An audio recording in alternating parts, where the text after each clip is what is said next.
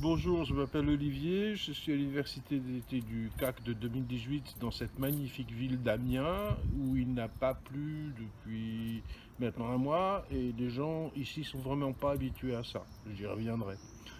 Alors, d'où je viens? Je fais partie d'une association qui s'appelle Palaiso Terre Citoyenne, je suis un militant de la France Insoumise et j'ai monté une SCOP avec des amis qui fait des outils pour les acteurs de l'économie sociale et solidaire parce qu'on pense qu'il est urgent de changer de modèle économique.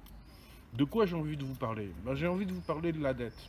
Pas la dette dont on nous rabat les oreilles depuis maintenant 20 ans et qui sert de prétexte à toutes les politiques d'austérité, mais plutôt de ce que je vais appeler la dette sociale et environnementale. On va la détailler un peu. La dette sociale, c'est quoi? La dette sociale, c'est de mettre des gens dans des conditions où ils sont obligés de travailler mais où ils ne peuvent pas en vivre. Les travailleurs pauvres, les RSA à 650 euros, etc., etc. La dette environnementale, on pourrait penser que c'est le réchauffement de la planète, c'est-à-dire qu'à force de bousiller la planète pour produire, effectivement, on atteint des conditions climatiques qui sont inquiétantes et qui annoncent des risques importants. Mais pas seulement. C'est aussi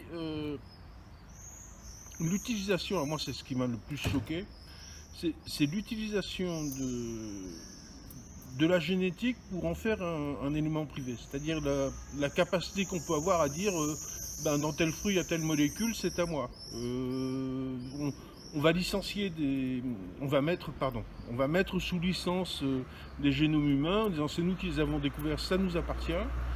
Et tout ça au nom d'une espèce de croissance économique qui ne sert qu'à s'auto-alimenter.